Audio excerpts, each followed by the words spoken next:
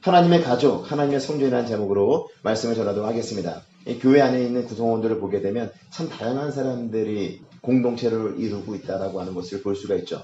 다양한 사람들이잖아요. 많이 배운 사람도 있고, 또 시대가 여의치 못해서 많이 배우지 못하는 사람도 있고, 또 잘 사는 사람도 있고, 또 그렇지 못한 사람도 있고, 또 연세가 많이 드신 분도 있고, 젊은 사람들도 있고, 나이가 어린 주일학교 친구들도 있고, 참으로 다양한 사람들이 모여있는 공동체가 바로 교회 공동체, 신앙 공동체라고 말씀을 드릴 수 있습니다. 이렇게 다양한 사람들이 모여있음에도 불구하고 우리는 하나다. 성경은 이렇게 말씀하고 있습니다. 하나다라고 이야기를 하고 있어요. 하나 되기 위해서 노력하는 공동체가 아니라 우리는 이미 하나다라고 말씀하고 있습니다. 바로 우리가 하나임에도 불구하고 하나임을 느끼지 못하도록 만드는 것들이 교회 안에 요소에 있습니다. 이 하나된 것을 계속해서 유지해 나가기 위해서 우리에게 필요한 것이 무엇인가? 교회 공동체 안에서 우리 주만 자랑하는 거예요. 우리 주만. 하나님께서 베풀으시는 놀라운 은혜들 있잖아요. 그 놀라운 은혜들을 우리가 서로 간증하고 서로 나누면서 우리 하나님만을 자랑하는 그런 공동체가 되어질 때 우리 교회 공동체가 건강한 공동체가 될 수 있는 것이에요. 이렇게 다양한 사람들이 모여 있는데 나 자신을 자랑하고 나 자신을 드러내게 되면 어때요? 불편한 사람들이 있는 거예요. 불편하게 되면 교회는 분열되게 되고 교회는 나뉘어질 수밖에 없는 것이죠. 그래서 우리를 예수 그리스도 안에서 하나로 묶어주신 이 하나님의 은혜 안에서 우리가 자랑해야 될 분은 오직 예수 그리스도밖에 없습니다.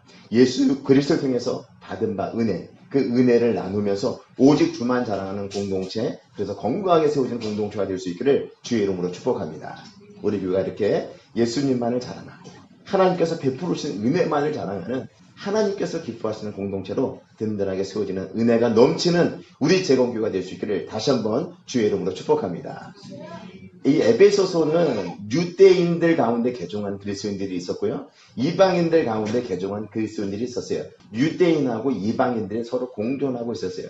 그런데 유대교에서 개종한 그리스도인들도 어떤 생각을 가지고 있었냐면 유대인들은 하나님께서 선택한 백성이다. 그래서 이방인들과 좀 달라라고 하는 생각들을 늘 가지고 있었고요. 하나님께서 우리를 하나님의 귀한 자녀로 하나님의 백성으로 삼아주셨기 때문에 우리에게 구원이 있지 이방인들에게는 구원이 없어. 이런 생각들이 아주 지배적인 사람들이 바로 이 유대인들이었던 것입니다. 그런데 하나님께서 유대인들을 먼저 하나님의 자녀로 삼아주신 이유가 무엇이에요? 바로 이스라엘 백성들이 하나님의 영광을 제대로 드러내고 하나님의 말씀을 가지고 제대로 삶을 살아감으로 통하여서 이방인의 사람들, 하나님을 알지 못하는 사람들이 야, 저 사람들이 믿고 있는 하나님이 저런 분이구나. 나도 그 하나님 믿어야지.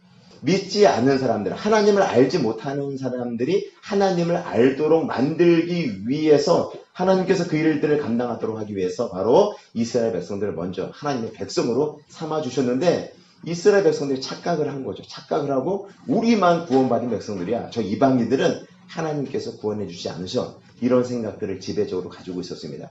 이 신앙 공동체, 에베소 공동체 안에서도 유대교 가운데에서 개종한 그리스도인들, 이방인들 가운데서 개종한 그리스도인들에 대한 배타적인 생각들을 가지고 있었는데 그러다 보니까 이 공동체가 하나가 되지 못하고 분열될 수 있는 그런 잠재적인 요소를 이 에베소 교회 성도들이 가지고 있었던 것이죠. 그래서 사도 바울이 이와 같은 사실을 알고서 편지를 통하여서 교회가 무엇인가, 교회가 어떤 곳인가를 지금 알려주고 있는 것입니다. 오늘 우리가 읽었던 11절에 있는 말씀을 같이 한번 읽어볼까요? 11절 말씀 같이 한 목소리 들어가겠습니다. 시작. 그러므로 생각하라. 너희는 그때에 육체로는 이방인이요 손으로 육체에 행한 할례를 받은 무리라 칭하는 자들로부터 할례를 받지 않는 무리라 칭함을 받은 자들이다. 예, 그때를 생각하라는 것이에요.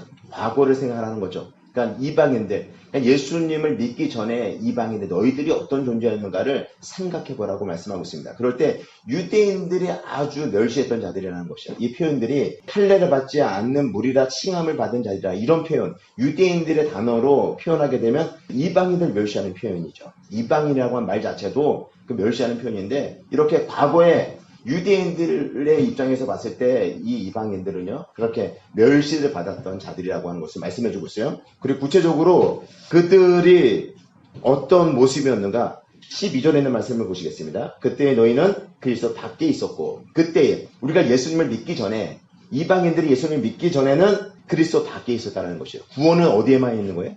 그리스도 안에만 있는 건데 구원으로부터 소외되어지고 구원과는 전혀 상관없는 그런 삶을 살아가는 자들, 그리고 그리스도 밖에 있었고 이스라엘 나라 밖에 있는 사람이라, 이스라엘 밖의 사람이라. 그러니까 이스라엘이라고 하는 것은 어떻게 보면 하나님 나라의 신앙 공동체를 말하고 있어요. 하나님 나라와 전혀 상관없는 자, 하나님 나라의 국적을 두지 않고 삶을 살아가는 자, 그러니까 하나님으로부터 보호를 전혀 받지 못한 자라고 하는 표현인 것이죠. 그리고 약속의 언약들에 대하여는 외인이요, 외인이라고 하는 것은 전혀 상관없는 자라는 것이에요.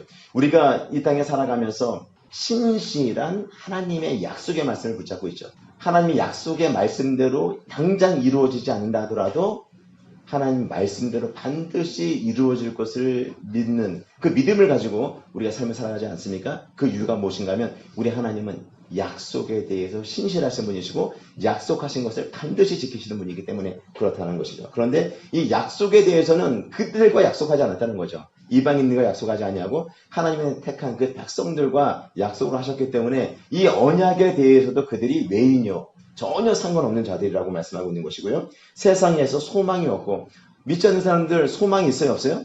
소망은 나름대로 자기들도 있죠. 그렇죠? 이 땅에 소망이 있잖아요. 이 땅의 소망이 뭘까요? 일반적으로 예수 믿지 않는 사람들이 가지고 있는 이 땅의 소망, 잘 먹고 잘 사는 것, 그것이 이 땅의 소망이죠. 근데 그 소망이 영원한 소망이 될 수 있나요? 그렇지 않죠. 믿는 성도들에게는 어떤 소망이 있어요? 영원한 하나님 나라를 소망하는데, 믿지 않는 사람들에게 소망이 있긴 하지만 이 땅에 국한된 그런 소망을 가지고 삶을 살아가는 자들, 그냥 욕심을 따라 삶을 살아가는 자들이다, 그렇게 말씀하고 있는 것이고요. 그 다음에 뭐라고 표현하고 있습니까? 하나님도 없는 자이더니, 하나님이 없는 자다라고 말씀하고 있어요. 제가 오전에 말씀을 전할 때 제가 아내를 선택한 이유 중에 하나가 뭐라고 그랬어요? 아내의 마음속에는 무엇을 봤다? 하나님을 봤다. 그 하나님, 그렇게 하나님 잘 믿는 사람이라고 한다면 제가 저 사람 꼭 잡아야 되겠다, 그런 생각을 가졌다라고 여러분에게 말씀드리지 않았습니까? 그리고 결혼할 그 배우자를 선택하는 데 있어서 가장 중요한 것이 돈 많고, 그리고 얼굴 잘생기고 키 크고, 예? 실력 있는 그런 사람이 아니라 그 사람 마음에 하나님이 있는가 하나님이 없는가를 보고 그 사람을 배우자라고 생각하라고 말씀을 드리지 않았습니까? 그러니까 하나님이 없다라고 하는 것은 어떻게 보면 끔찍한 거예요. 한번 생각해 보세요. 우리가 이렇게 신앙생활하면서 하나님을 예배하고 하나님 주신 말씀을 붙잡고 삶을 살아가는데 하나님 없이 우리가 삶을 살아간다고 생각해 보세요.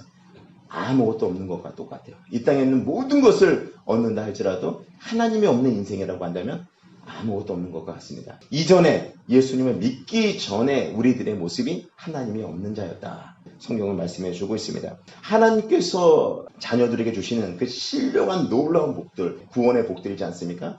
또 하나님의 자녀들이 누릴 수 있는 그 모든 특권에서 제외된 자들, 그 특권에서 소외된 자들이 바로 과거 예수님을 믿기 전에 우리들의 모습이었다. 이방인들의 모습이 그러하다라고 성경은 그렇게 말씀해주고 있죠. 이 말씀을 들을 때 유대인들 가운데 개종한 그리스도인들은 그래, 당연하지, 이방인들은 당연히 이런 모든 복에서 제외된 자들이었지, 그렇게 생각을 하면서 이 말씀을 읽고 내려갔을 거예요. 그런데 이제는 완전히 달라졌다는 거예요. 과거에는 내가 예수님을 믿기 전에는 그러했는지 모르겠지만 지금은 완전히 달라졌다라고 성경은 그렇게 말씀하고 있습니다. 13절 말씀입니다. 같이 읽겠습니다.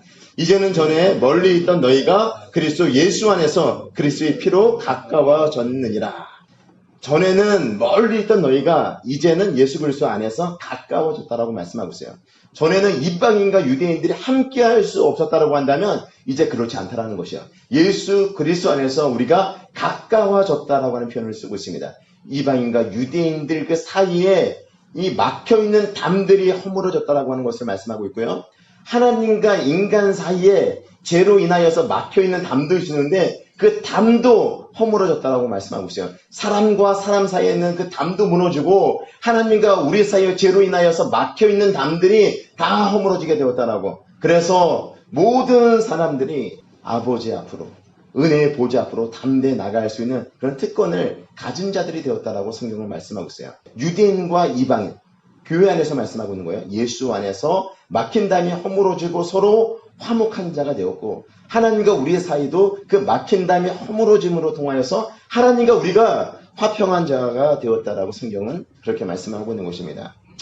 하나님과 우리의 관계가 이렇게 화목하게 된 것, 이렇게 화평하게 된 것, 어떻게 가능하게 되었는가? 오늘 말씀을 다시 한번 볼까요? 13절에 있는 말씀. 전에 멀리 있던 너희가 그리스도 예수 안에서 그리스도의 피로 가까워졌느니라. 누구의 피로 가까워졌다라고 말씀하고 있어요? 그리스도의 피로. 그래서 이 막혀있는 담들이 허물어지고 하나님과 우리 사이에 죄로 인해서 막혀있는 담들이 허물어지고 가까워지고 다시 화목한 관계가 되었다라고 성경은 말씀하고 있는데요. 무엇이 그렇게 했다? 예수 그리스도의 피가, 예수 그리스도의 피로 이렇게 가까워졌다라고 성경은 말씀하고 있는 것입니다. 우리가 열심히 노력해서 오늘부터 우리 안에 있는 그런 담들을 허물어 버리십시다. 우리가 이제 서로 노력하십시다. 이렇게 해서 담이 없어진 것이 아니라 바로 예수 그리스도의 피가, 예수 그리스도의 피가 하나님과 우리 사이에 막힌 담을 허물어 버리고, 그리고 이방인과 유대인 사이에 그 막혀있는 담을 예수 그리스도의 피로 허물어 버리셨다. 그래서 우리가 이제는 은혜의 보좌 앞에 담대히 나갈 수 있는 그런 담력을 얻은 하나님의 귀한 자녀들이 되었다라고 그렇게 우리에게 알려주고 있는 것이죠. 하나님의 놀라운 사랑을 우리가 확인할 수 있는 방법이 무엇이에요? 우리가 성공하고 출세하고 잘 돼서 야, 하나님께서 나에게 복을 주시는구나, 하나님 날 정말 사랑하시는구나, 그것을 통해서 알 수 있는 것이 아니라 우리가 무엇을 통해서 알 수 있어요? 하나님 정말 나를 사랑하는구나, 이것을 바로 예수 그리스도의 십자가를 통해서 알 수 있다는 것이에요. 날마다 십자가를 바라보면서 하나님의 사랑을 확인하며 삶을 살아가는 저와 우리 제공교회 성도 모두가 되시기를 주의 이름으로 축복합니다. 바로 예수 그리스도의 피로 하나님과 우리 사이의 관계가 회복되어지고, 예수 그리스도의 피로 이방인과 유대인 사이의 관계가 그 막힌 담들이 사라지고 회복되어지고 화목하게 되었다. 무엇보다도 예수 그리스도의 그 십자가 사건을 통하여서 우리 하나님께서 우리를 새로운 존재로 만드셨어요. 고린도후서 5장 17절에 있는 말씀을 보시게 되면 새로운 피조물들이라 이전 것은 지나갔으니 보라 새 것이 되었도다. 하나님께서 우리 가운데 있는 게 막힌 담을 없애는 그 일만 하신 것이 아니라 우리를 새로운 하나님의 사람, 새로운 하나님의 백성, 그리스도인으로 만들어 주신 것, 우리가 그것을 잊지 말고 기억해야 되는 것이죠. 이방인들 가운데 개종한 그리스도인을 어떻게 오늘 성경에서 말씀하고 있냐면 19절에 있는 말씀 같이 한번 읽어볼까요? 19절 같이 읽겠습니다. 시작. 그러므로 이제부터 너희는 외인도 아니요 나그네도 아니요 오직 성도들과 동일한 시민이요 하나님의 권속이라. 이제 예수 그리스도 안에 있는 우리는 더 이상 외인도 아니라고 말씀하고 있어요. 나그네도 아니라고 말씀하고 있어요. 뭐라고 표현하고 있어요? 오직 성도들과 동일한 시민이요 하나님의 권속이라. 권속이라고 하는 표현은 가족이라고 하는 의미가 있는 거예요. 가족. 예. 우리가 하나님의 권속이다, 하나님의 가족들이다 라고 말씀하고 있어요. 이방인과 유대인들을 구분하는 것이 더 이상 없다라는 것이에요. 예수 그리스도 안에서 새롭게 지어진 피조물들로서 이제 우리가 하나님의 백성이고 하나님의 자녀다라고 하는 것을 말씀해 주고 있는 것이요. 그래서 우리 안에 장벽은 더 이상 존재하지 않는 거예요. 장벽이 있다라고 한다면 그 장벽은 누가 만드는 거예요? 아, 나 저 사람과 좀 약간 불편해. 그 불편함 누가 만드는 거예요? 내가 만드는 거예요. 성경적으로 보게 되면 예수 그리스도 안에 있는 우리는 하나다라고 말씀하고 있어요. 하나. 그 어떤 장벽도 없어요. 왜 그래요? 그리스도의 피로 그 장벽을 허물어버렸다. 그 담을 허물어버렸다. 하나님과 우리 사이에도 그 담을 허물어버렸다. 그래서 화평한 자가 되었다. 은혜의 보좌 앞으로 담대히 나갈 수 있는 자들이 되었다라고 말씀하고 있어요. 하나님께 나가는 게 좀 어려운 것 같아. 그 담은 누가 만드는 거예요? 내가 만드는 거예요. 성도들 사이에, 예수 그리스도를 주로 고백하는 성도들 사이에 있는 담은 다 내가 만드는 거예요. 하나님과 우리 사이에서 생기는 그 담도 누가 만드는 거예요? 내가 만드는 거예요. 새롭게 지은 하나님의 백성들에게는 하나님과 우리 사이에 담도 없고 성도들 사이에도 담이 없다는 것이에요. 우리를 그렇게 한 공동체로 불러주시고 한 하나님의 가족으로 만들어 주셨다라고 하는 것을 말씀해 주고 있습니다. 22절에 있는 말씀 같이 읽어보겠습니다. 시작. 너희도 성령 안에서 하나님의 거하실 처소가 되기 위하여 그리스도 예수 안에서 함께 지어져 가느니라. 우리를 하나님의 귀한 자녀로 불러주셨을 뿐만 아니라 예수 그리스도를 머리로 하고 우리가 그 몸을 이루는 지체가 되어서 함께 지어져 가는 성전이다라고 말씀하고 있어요. 옆에 계신 분을 인사를 했으면 좋겠습니다. 당신은 함께 지어져 가는 성전입니다.